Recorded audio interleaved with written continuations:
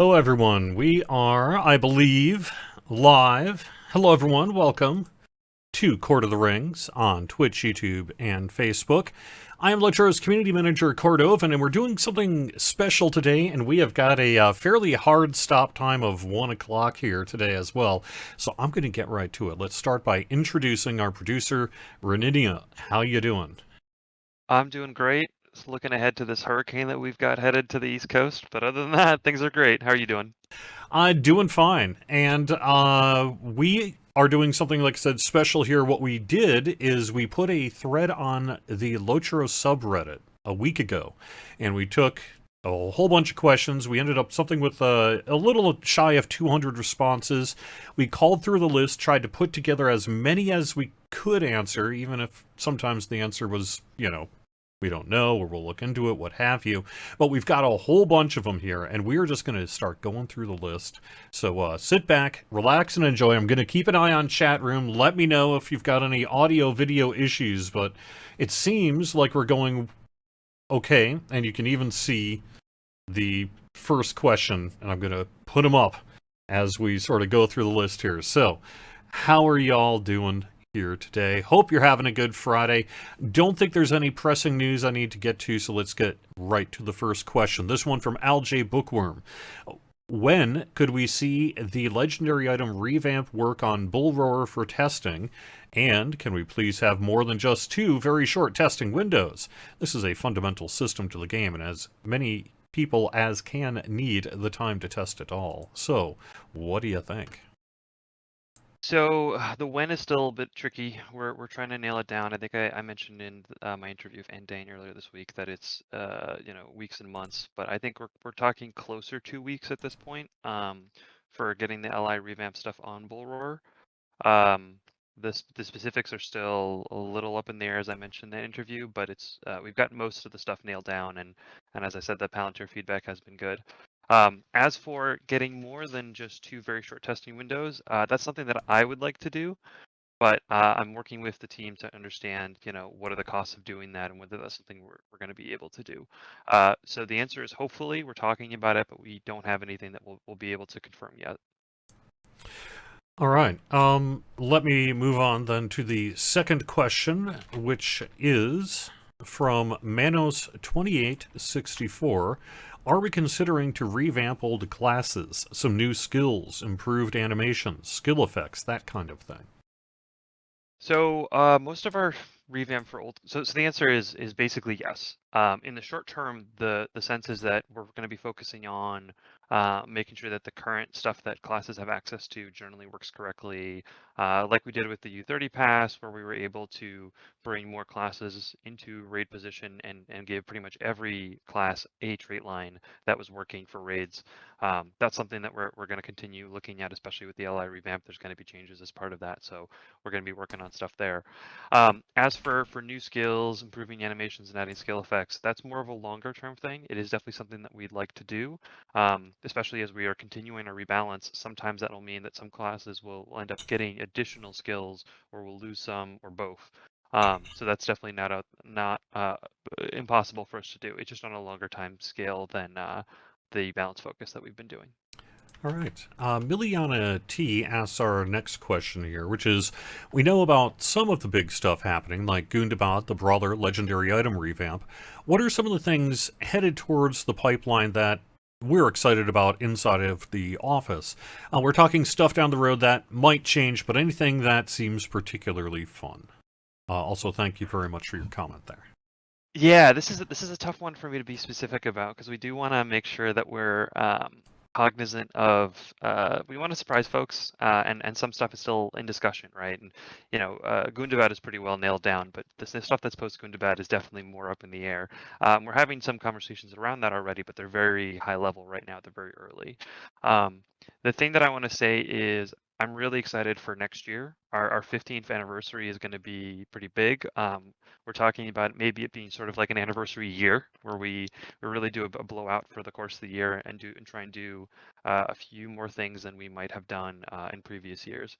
I think that there's going to be stuff for players of all types and content that's all over the place. You're going to see stuff that I think people will be really excited about stuff that people have been wanting, and some stuff that I don't know, that I haven't seen people talk about, but I know internally at the studio people are really excited about. So I think anniversary year next year, I imagine Jerry will polish up that tagline a little bit for me. Maybe. This is just a small tease, but one of the things we have been kind of keeping an eye on is some maybe small event-like things that we can sort of pepper into the game. We saw like the Treasure Boogan event as an example of that. And I've heard of something that might happen here in the relatively near future that I'm not going to say anything more about. That seems pretty cool in that regard. So there's my Yeah, tease. Treasure Boogan was great. I would Yep. love to do more stuff like that in the future. Definitely something that we're talking about. Yeah. All right. This next question comes from S. Raposky, perhaps. Are there any plans on further consolidating servers or something like 2 mega servers, one for Europe and one for the United States? So at this time, we have no plans to do anything of that sort. It's we are definitely looking at what are other games doing in terms of their server structures. Part of the reality is that we're an older game, so those making those kinds of changes is more expensive than if we had built it in from the start. But it's definitely something we're looking at. But that's definitely not I'm saying the word definitely a lot.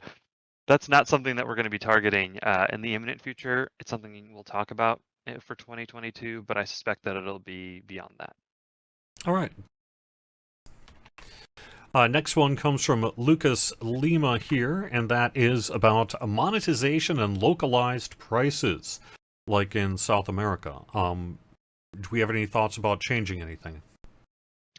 We understand the frustration. Obviously, our prices are definitely built more around North America and the European Union, and you could say Europe in general, really, at this point. And so for folks who are not in those regions, that this kind of thing is definitely very expensive, and we get that. Unfortunately, this is a pretty big task for us to handle. We're starting to have conversations around it, but like I think I mentioned in the end interview, it's not something that is happening in the imminent future. This is longer term stuff, and we need to have really good conversations with Daybreak and EG7 to make sure that we're aligned with what they're thinking around this stuff. All right. This one's a big question. I think I need to change my font a bit to get it all on the screen. There we go. There you go. Bit of a long one there. You might need to use a magnifying glass on that one. Sorry. A bit of a longer question, but I think the main ask from Ben J1B on Reddit, this Lotra subreddit, is it's been mentioned on a number of occasions the team is limited in size on some projects like kinship overhauls, PVMP balance, the prioritization that is a requirement of pretty much all game development, right? That sort of thing. Can we get any thoughts on SSG's philosophy regarding open source or collaborative development? This would be some kind of community style development for the game. Yeah, so these things tend to be pretty tricky and legally tricky, especially. So the first part is on terms of open source. I very much doubt that we will ever be able to go open source, even if we really wanted to. Besides just the legal issues, there's also licensor pieces here.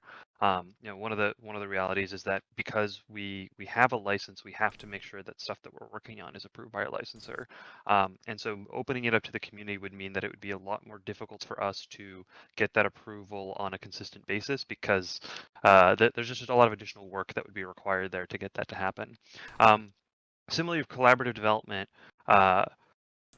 putting aside the fact that I don't think that having people work for free, essentially, is a good idea, or particularly ethical.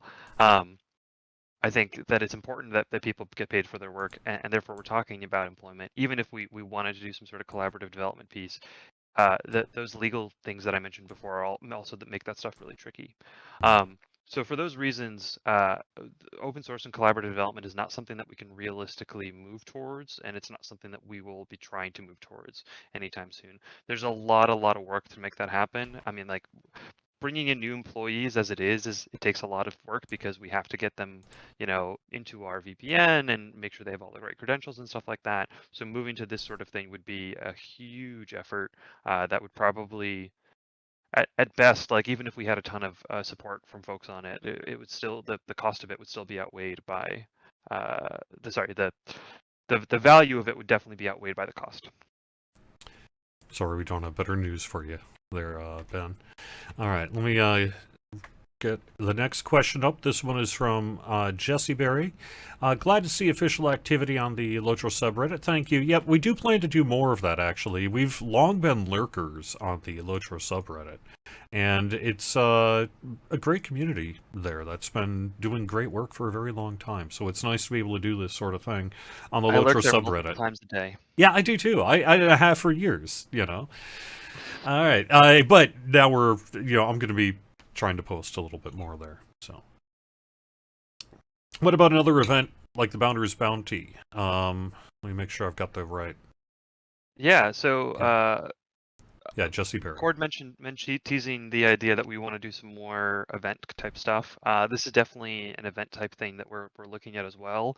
It probably won't be at the same scale of Bounder's Bounty because there was just a lot more moving pieces there, and we probably want to simplify a little bit. But that is something that we are looking at. All right.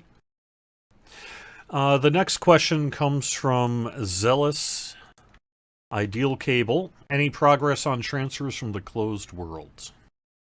Yes. So I've been in conversations about this in the past few weeks. The short version is some of the engineering work that we're hoping to do around this has been completed. Right now we are going through and doing some additional migrations that we're starting on the back end. I don't have a firm timetable, but I've been told multiple times that it is a high priority for the team that's working on it. They have everything they need as far as I'm aware, and as of yesterday, they were in progress in getting further on this. My hope is still that this is something that we're able to get done in the next couple months, but we do want to be mindful that we're balancing this against the work that we're doing in Gundam, and that does take priority.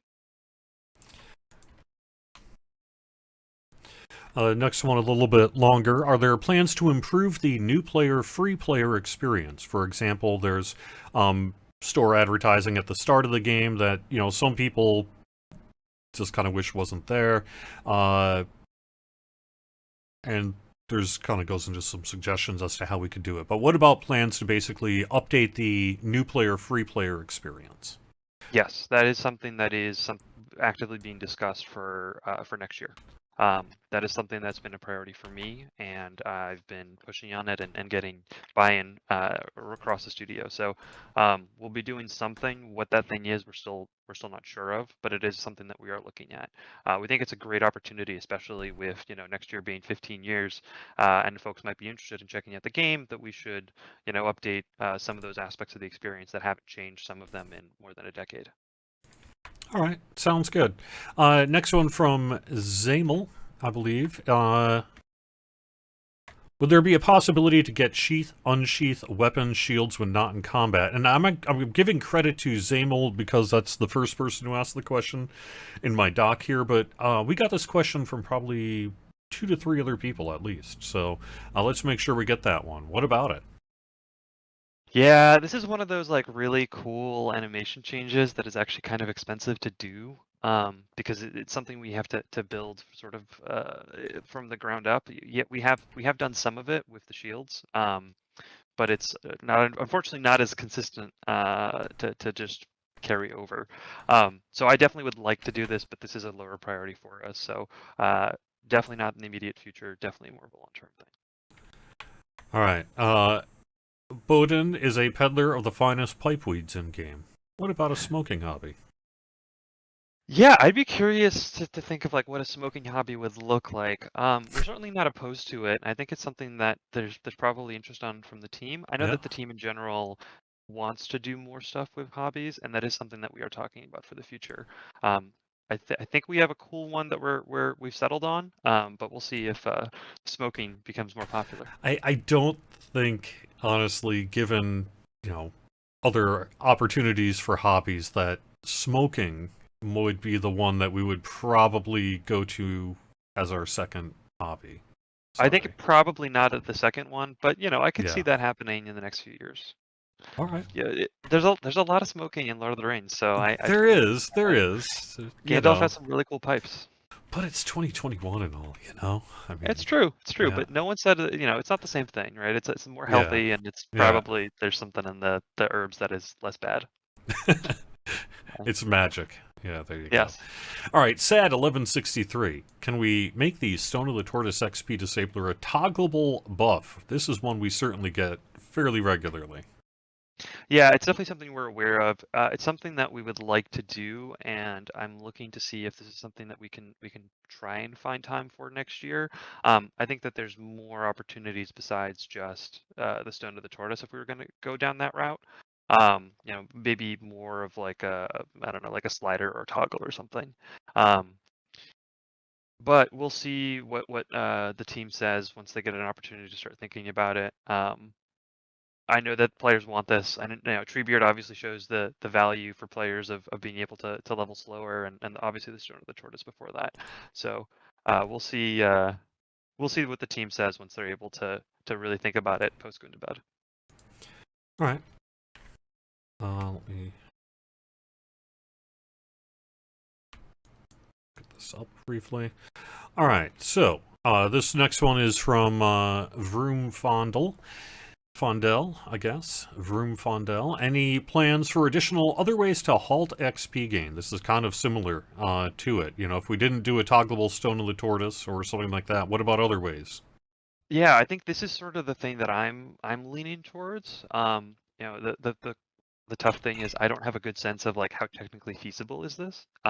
It's something that other people on the team have mentioned to me that they've been interested in doing. So it's just a question of, how big of a thing is it that for us to do it, and when can we slot it in? But it's something we're hoping that we'll be able to do potentially next year, depending on feasibility. I have to admit, I am pretty sus on the user asking this next question. If you are the real Bingo Boffin, I want to know how you got from inside of the game onto Reddit.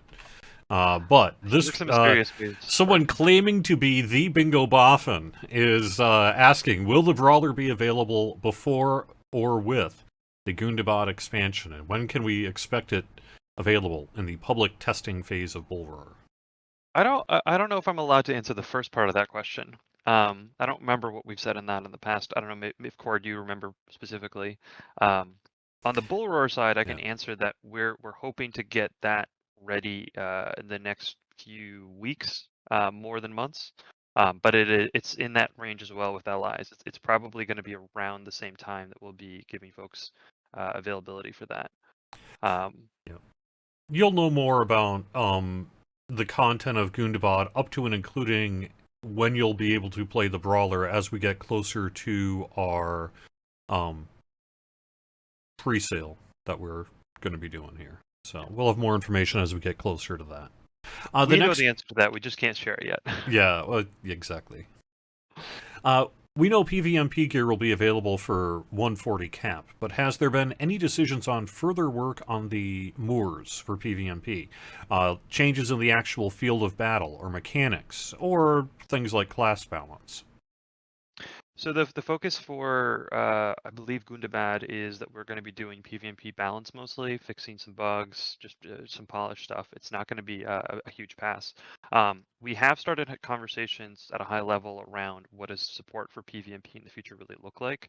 It's something that I mentioned in my interview with Bloodborne, but I want to make sure that we have an understanding of like either we are going to support this or we're not going to support this, and we need to actually make the decision and be clear with players what that decision is. So we're having those conversations, but we haven't settled on an answer yet. It's something that is very early because of the Gundam stuff. But once we get things a bit more settled there, it's something that I'm gonna have a broader conversation with the team about. Now, I could actually mention, having just recently been in one of the company meetings about PVMP work, that we actually do have some itemization work that'll be happening here in the relatively near future for PVMP.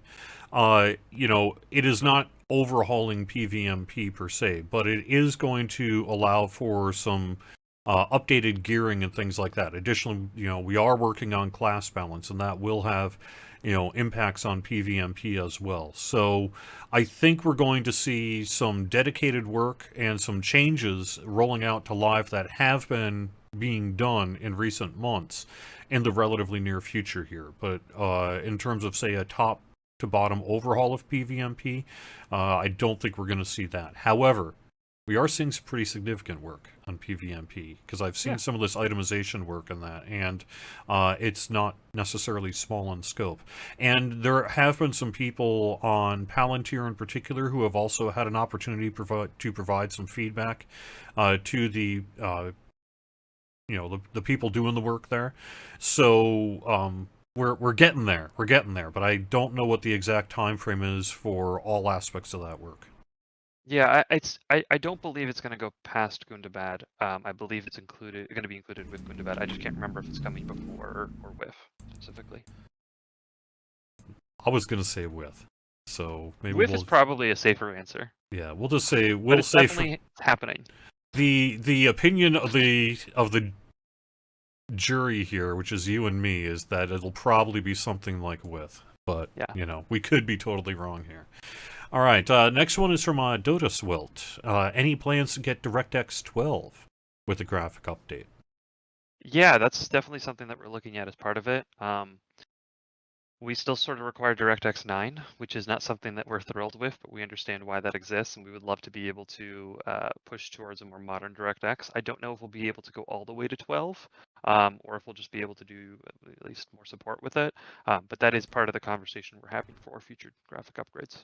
To be clear, we do support DirectX 10 and 11, but there's still a fundamental requirement of DirectX 9 sort of involved in that. So, you can run on DX11 and see some benefits, but we can't, it's not an easy process to go to DirectX 12 because of some of the compatibility issues.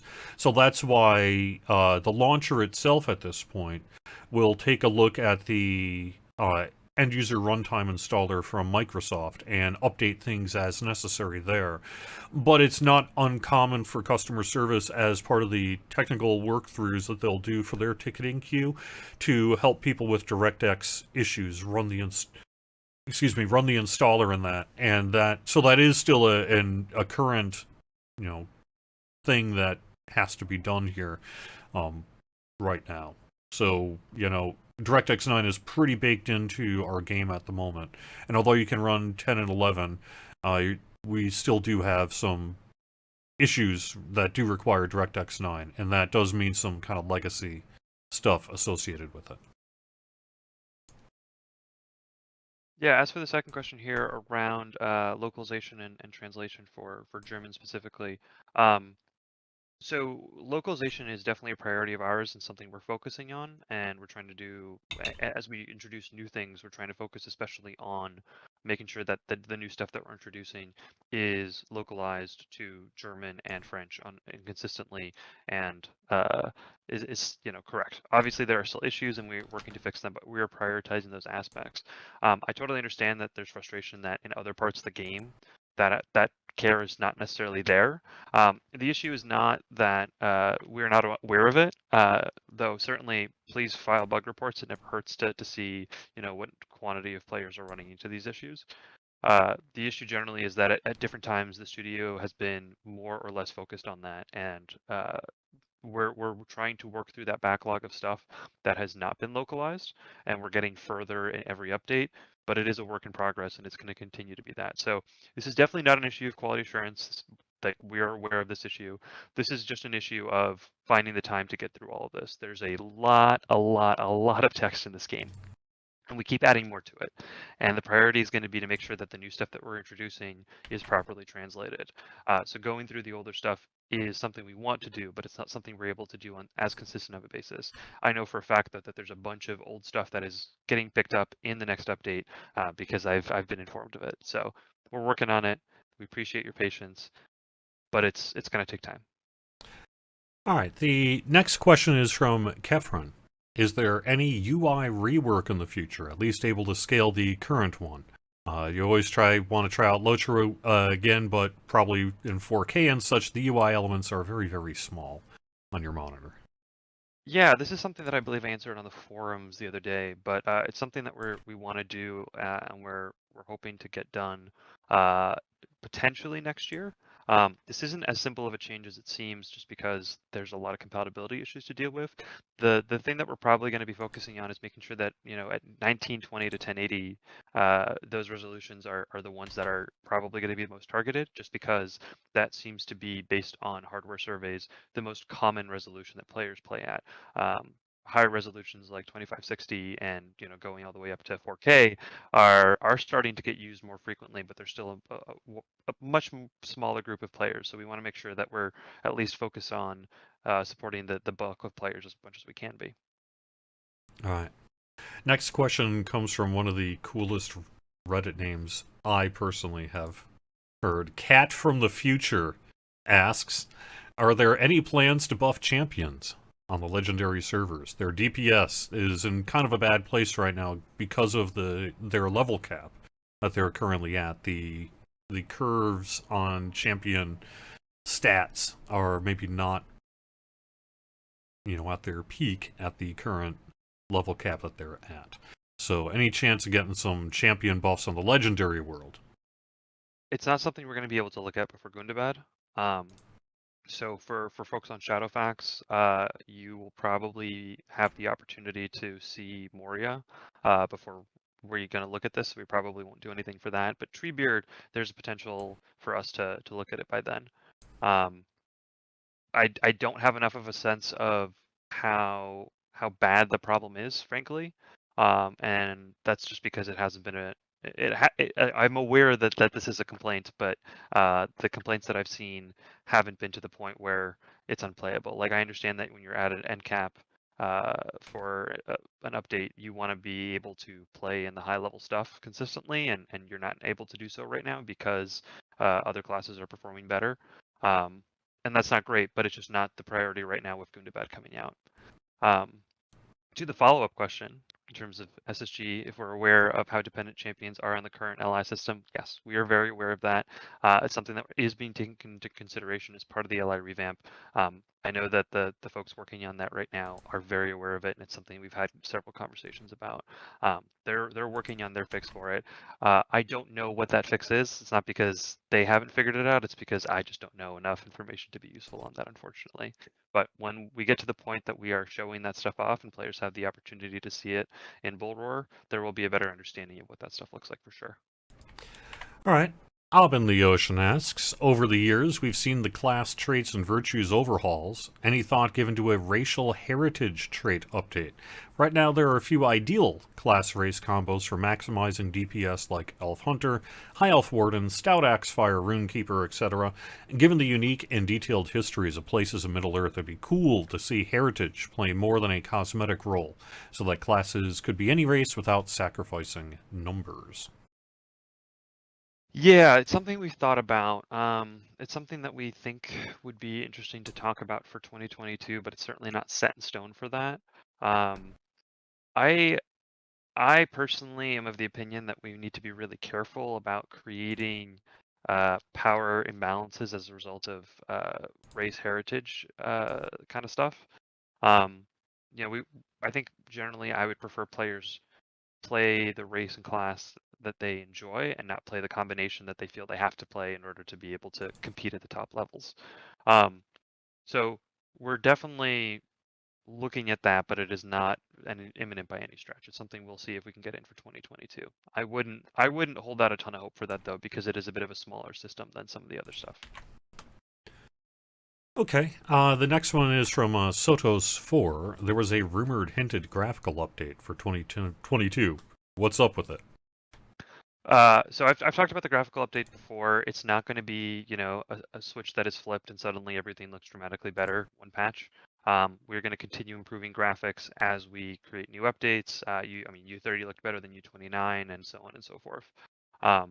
So it's something that you'll continue to see graphical improvements for stuff that we release in 2022.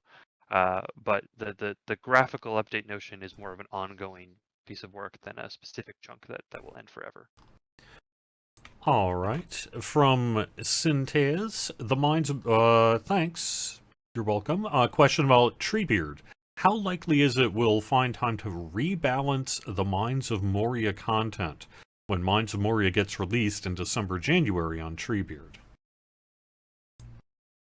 That's a good question. The answer right now is we don't really know. The opportunity is going to be a lot easier for Treebeard because Treebeard is going to be at Moria for a lot longer than we've had Anor, and certainly where Anor and Nithla, I should say, and certainly where Shadowfax will be. It's going to come down to, you know, how bad are the issues that players find, how many players are engaging with that content, and what is the priority of other stuff that we're working on. So right now, I would say that it is not super likely that we're going to plan it for this cycle, but it's something that I want us to be more aware of for the future with new legendary servers when they come. It's not going to be, we're not going to be doing any new legendary servers anytime soon, but it's something that we want to think about more holistically so that it's not just a fire and forget kind of thing. This one actually had a second question at the tail end, which is, how do we think the legendary item rework will impact low-level content like Moria? Will the changes make the classes overall stronger, and if the difficulty of the area won't get adjusted, even easier to beat? So I sort of answered the second question there Yeah. with Aindane earlier. I think some classes will end up having a better experience, some will have a slightly worse experience, but overall we think it will be a better experience, orthogonal to power, because the system in general will make things easier. So the hope is that, for Treebeard, for specifically when they get to Moria, that they'll be able to play with that new system, and we think that that's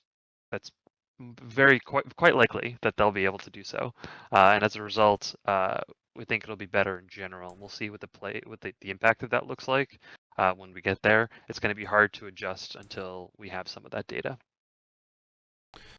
All right, I'm going to have to shrink this one a little bit. Loving the new difficulty settings on the legendary worlds. When will we see the difficulty settings reaching the live worlds? And this question is from a penitent whaler. So starting with that one, we don't have a scheduled time yet for when those are going to come over.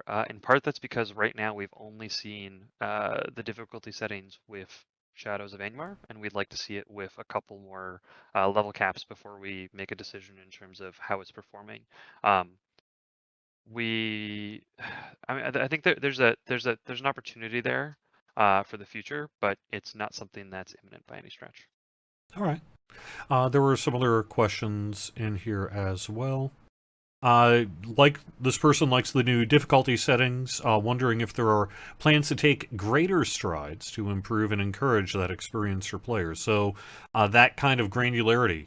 I know that we've got some other questions in there that I've seen from the Reddit about what about doing it for XP, for example, or something like that. What I like about the difficulty settings is twofold. One is that you get the opportunity to play the game the way that you like, and two, it really naturally encourages people to group without forcing them to group. And I think that second aspect is something that's really valuable, and we want to look in the future and see where are other places where we can encourage players to group, incentivize players to group without making them feel like they have to. So that I think that aspect definitely is something we want to do more with. All right. Next question is sort of a big one. When are we going to be going back to the Shire to save it? Not for a while. Not for a while. When that will be, I can't say. Yeah. Both because we haven't decided it, and because even if I did know, I couldn't tell you. But we want to make sure that we walk through all the beats along the way to the Shire and some stories we want to tell in the meantime before we get there. All right. Next question is from, let me see, sorry. Ezar Lore, I believe is as our lore, something like that. What are the future intentions for class balance? Anything being done to address inconsistencies, like individual class trait lines that are, in this person's opinion, basically useless for anything other than questing landscape content? Then go on to name some names and such. Are there any plans to do this with other left-behind trait trees? So I think I mentioned before, one of these Q&As with Cord, our first goal was to make sure that players who could play landscape could play with whatever class and trait combination that they wanted, and that is something that we still think that we're achieving, and so we're comfortable with that. The second goal past that is to make sure that at high level content, that every class has at least one role that they can play realistically there. And so that's been working as well with U30. We've been pretty happy with the changes that we made there and the reception to them. We're seeing a lot more diversity in terms of raid makeups at those higher levels than we were seeing before, which is great. The tricky part is now with the LI revamp, that's a pretty fundamental shift in a way that a lot of classes were previously balanced.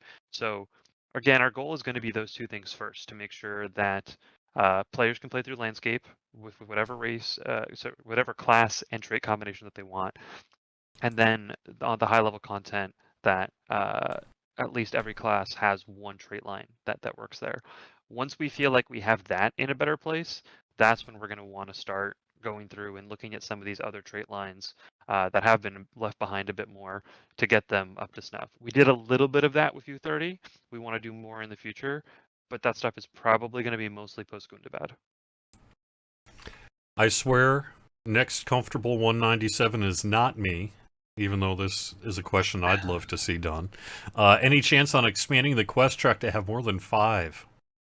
Yeah, this is something that I'm not a fan of as well. I've been playing the game a lot, and I have a lot of quests that I'm going through, and it's a pain in the ass having to remember which 5 that I should be selecting. It's something I've asked about. It's a good UI quality of life improvement, but it's not something we're going to be able to get done for Gundam.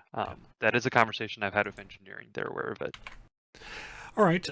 Routine Pressure 191 asks, there are many little things that they would like to see changed or improved, but they wanted to ask about 2 of them.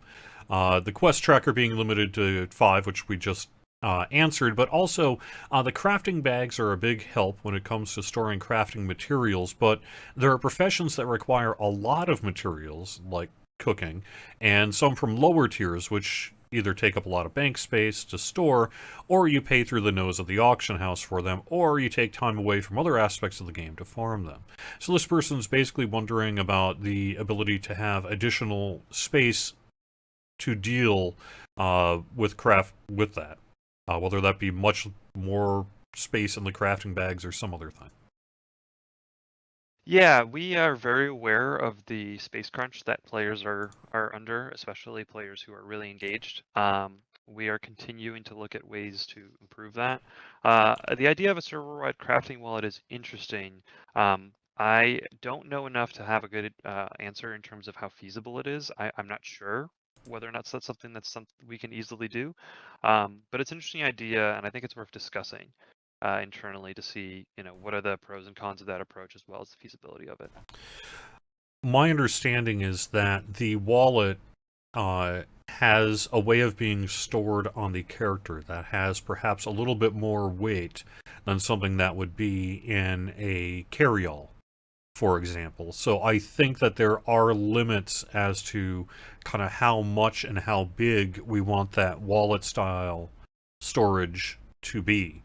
So I know, over the years, it's one of the things that engineers and others have kind of kept an eye on with an eye toward game performance, to make sure that we're not putting so much in there that it's causing a problem.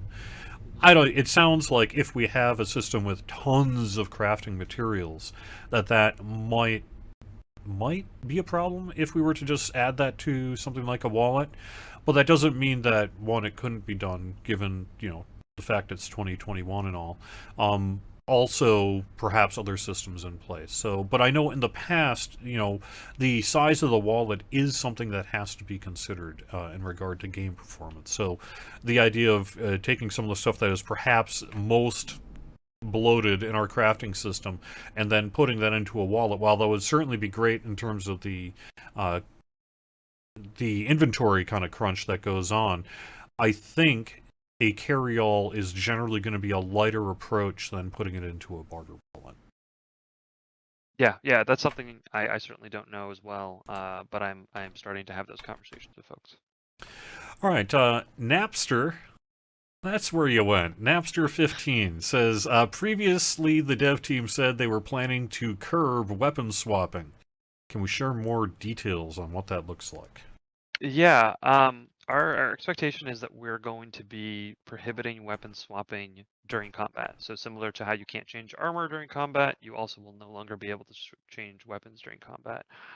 This is something we totally understand that champ mains have a lot of concerns about, because we know that weapon swapping is a very key aspect of playing champ at a high level in high-end content. So that's what I was talking earlier about, our awareness of that and the fact that we're taking that into account as we're making these changes. We are aware, we are taking that into account. We are figuring out what that path is going to look like. I don't know the specifics of it, but that's as much as I can share. All right. P. Pontex asked the next question. Can we update the key loot box system? They remember playing the game about a decade ago and loving the fact that they were getting keys in game that they could then use to open the loot boxes that were present.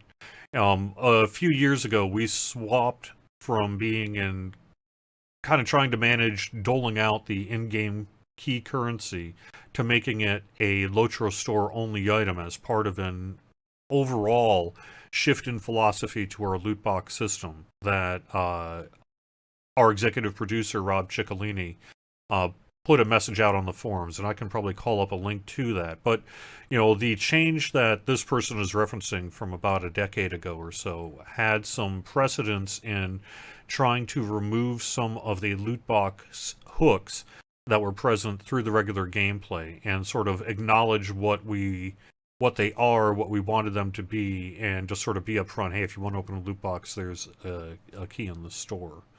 But this person is saying they liked basically the fact that they were getting it in game. And what about doing that again?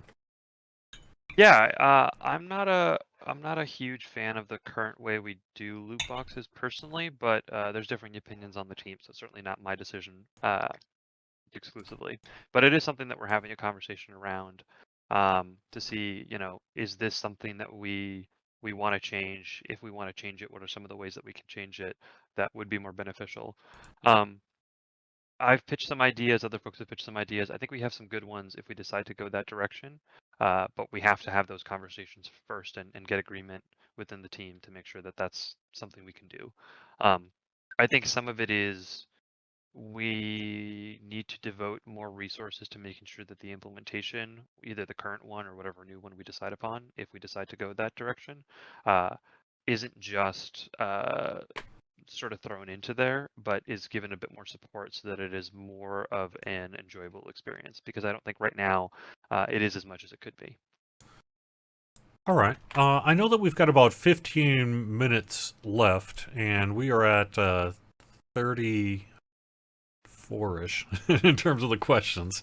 So I think, yeah, I'm going to skip a few of the ones that we really didn't have our answer is that we will have to look into it. We don't have anything to announce really at this time. So let me move over to one that I know that we could perhaps talk a little bit more in detail about and skip a few. This one is from Fenarian. Have there been any talks in sort of reinvesting in Lollias market with brand new cosmetic clothes, armor, and weapons? We know there are currently plans to expand avatar customization on the faces and hairstyle side, but has the team thought about expanding customization further overall? Things like running animations, standing positions, combat idle positions, etc. Yeah, so I think that there's actually like two separate questions here. The customization one, yeah, we're focusing on the avatar stuff right now. I think once we get further along with that, then there's the opportunity for us to shift and add in additional customizations beyond that. I understand the connecting with the Lollias market. Lollias market is something that we're examining as part of our monetization conversations to say, okay, we have this thing, we created it a long time ago, we haven't consistently used it. Is it something we want to use more consistently? Is it something we don't want to use more consistently? We should make a decision around what our expectations for that kind of thing are, and be consistent in terms of our approach moving forward. So I think that we will have additional customization options that we introduce to players for free. We're going to have continued support for paid options. Whether or not those will go through Lollias market, that's where things are more up to debate, and I don't have an answer for you right now. That's part of the conversation that I'm leading. All right. Next question here is from No18176. Will Bjarnings be updated to a damage support class? This being, by the way, in like character select, character creation, or will we change the creation description to healer? That's a good question. I think generally speaking that we should provide in the character creator the description that is accurate to what the class can do. That said, the class can do damage support. It just does not excel at it right now in some situations. So we definitely need to update it, but it's not the same. But we will also be attempting to balance for that stuff in the future, as I mentioned before. I heard some conversations inside of the office about some identification of kind of which classes need specific attention on the character creation screen tooltip text. So I know that we have given some recent thought to what needs to be done there, and it's just a matter of, getting it through the development pipeline at some point in the future here. Yeah, it's something we definitely need to fix. I agree. All right, let's see. Pre-1 TWA. When can I pre-order Gundam?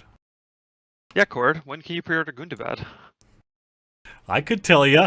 Yeah, no, I can't tell you exactly. But I think, what do we have to say about the dating on pre-ordering Gundam?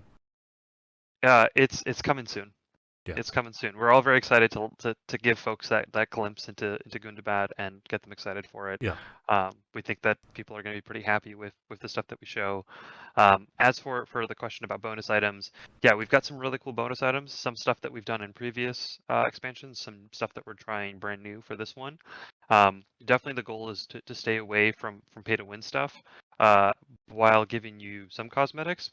We also want to try stuff that is more utility item kind of stuff that we think will be really interesting for players. We're curious to see how players react to it.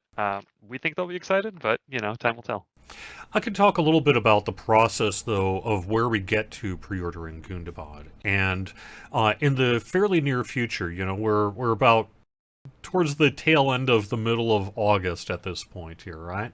We're going to be doing some previews on Brawler. We've got a couple of article type things that'll be out, perhaps about, at the very least, probably about Brawler, maybe legendary items if we can get it all locked down in time to do so. But we're going to be doing some previews here, over the next coming weeks, although not too immediate future here. And then once it goes to Brawler, we get a chance at feedback. You'll probably see us do a pre-order campaign. And we'll have a lot more information about how that's going to roll out, when that rolls out, what the prices are, what's in each package, all that sort of thing. The goal is to do a preview of the various packages. It may be right before we go live, but we are planning to do a little bit of a sneak peek on some of this stuff as well. And then we will go live with a pre-order, for a time that seems right before we actually then release Update 31 Gundam. So I think kind of over the next couple of months, that's sort of the process you'll see roll out here. But we're not at a position where we can say, it's going to be X date or even X part of what month in terms of Gundam that we can talk about publicly. Yeah, we promised that there will be a period between when we say, hey, you can pre-order Gundam and when Gundam releases. They will not be on the same day. All right. Strider 2694. It appears you're too late to post your comment again. Hey, no, you're not. Some other people were, not you though. Hopefully you can get to it within the hour. Remanaged. About the champion class.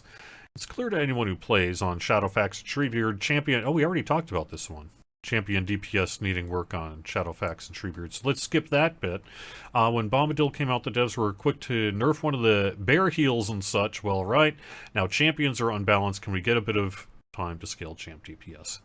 We already talked about this. We did talk about this briefly, so I'm gonna let you find a new question. But what I can say right now is I wasn't there during the Bombadil time when the bear heals and the Yellow Guardian scales happened. But talking with the team and looking at reactions on the forums, a lot of folks were frustrated at the way that stuff was handled and the way that affected both, the legendary server at the time, Bombadil, but also the current live game at endgame. So we want to be much more careful about that sort of thing, and that's part of the reason that instead of sort of shooting from the hip and making a change right now, we are giving it a little bit more time so that we have a bit more bandwidth to think about it before after we release Gundam, so that we make a better decision for the long term of the game. All right, this is perhaps maybe a little bit of a selfish question to pick an answer, but I'm going to do so anyway. This one comes from, let's see, can I do this? What am I doing wrong? No. I'm copying and pasting here. All right. Yeah, My Good Apollo asks, how do I feel about the current format of Court of the Rings? This person in particular has really enjoyed the fact that of recent weeks we've been doing a lot of this kind of thing. I agree.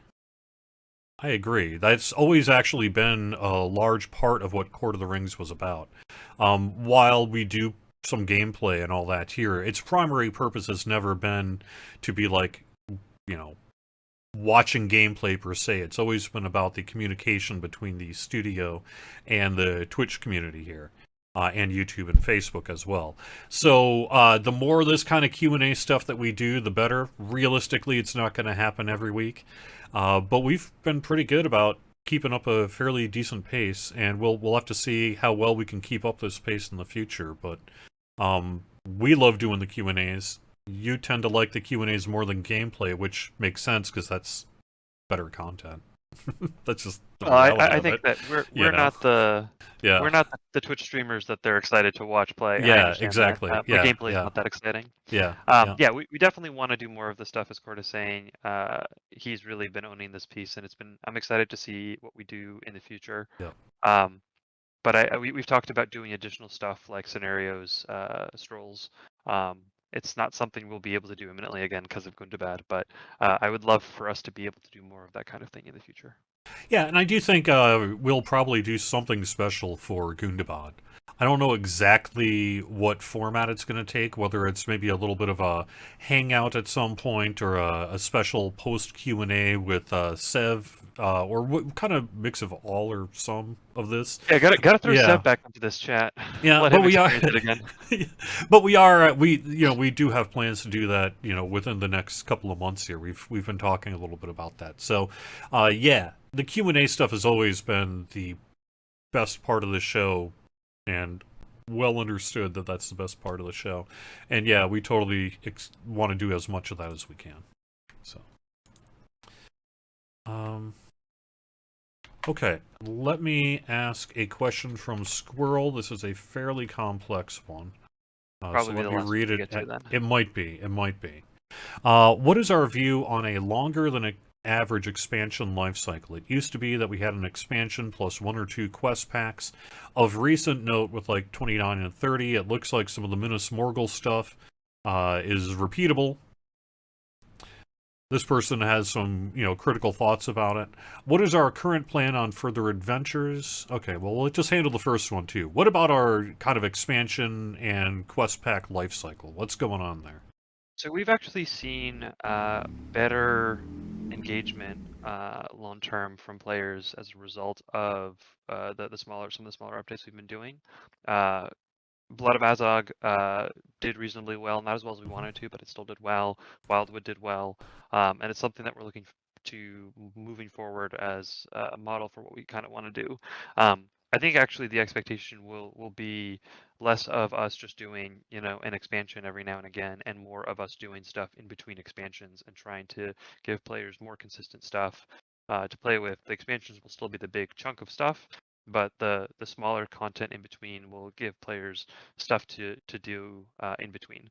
And that'll be of varying sizes and varying scopes and varying kinds. Just like you saw, Wildwood is very different from Blood of Azog, and some of the anniversary stuff and festivals we were doing, they're all over the place. We want to do more of that kind of thing. We will be continuing to sort of put out quest packs and that between expansions and all that as well. So Yep. No worries there. And I guess I would also just say that, while we've largely weathered COVID, some of the last year and a half in terms of scheduling has been somewhat shifted due to that work. So I don't know that you can necessarily look at, say, the past 12 month and expect that to be a precedent setting sort of kind of schedule. Yeah. We definitely don't look at it as like we're locked into this sort of thing. We know that we need to do expansions periodically, but the stuff in between that is us looking in saying, okay, what do we think is worth trying? What's gone well for us in the past? What are other games doing? And seeing what happens based on what players think. All right, let's get on to the next question then. What about more plans for like further adventures? We are going to have more further adventures. We liked letting you journey along with Bilbo, seeing what he was doing at Rivendell. We haven't settled on what the next further adventures will be, but it is something that we are targeting for next year. And where does the balance fall between introducing new mini systems and events and being able to keep them up to date? So, for example, things like the Curator, the Midsummer Presents, some of the smaller things we do, the Treasure Boogan event, for example. Where do we fall in terms of being able to introduce these kinds of things long term while also being able to support them long term?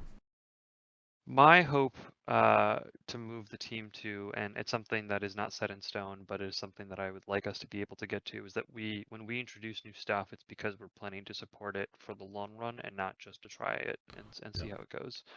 Some of that will still happen because some things just won't be successful, or they will balloon in scope or something else will happen to them. But generally, whenever we're talking about introducing something like missions, like that's not something that we want to do once and then throw away. It's something we want to do more consistently. But we'll see, depending on the reception to different stuff, where the balance falls on that kind of stuff. All right. Well, we made it through about not quite a third, but that's fine. We got a lot of questions and answers in, I think, here based on this Reddit Q&A. I'm expecting at some point in the future we'll do one of these sorts of things again. I really do want to give a shout out to our Lotro subreddit community. Y'all have been great for a very long time, and not just with guides, screenshots, and just general tenor of the place. It's a pretty chill, fun place to hang out. Has been for a long time. So thank you for allowing us to do this Q&A from there, and thank you, Reninia, for joining me on Court of the Rings here today, taking an hour here to answer these kind of questions, and I'm pretty sure we'll have you on in the relatively near future here again. Can't get rid of me that easily. Yeah, exactly. Right. Have fun, everybody. We have a hard stop at 1 o'clock due to a meeting, so we're going to wrap up the show here at this time. Thank you, everybody, for watching. We'll see you again next Friday for more Court of the Rings. Have fun.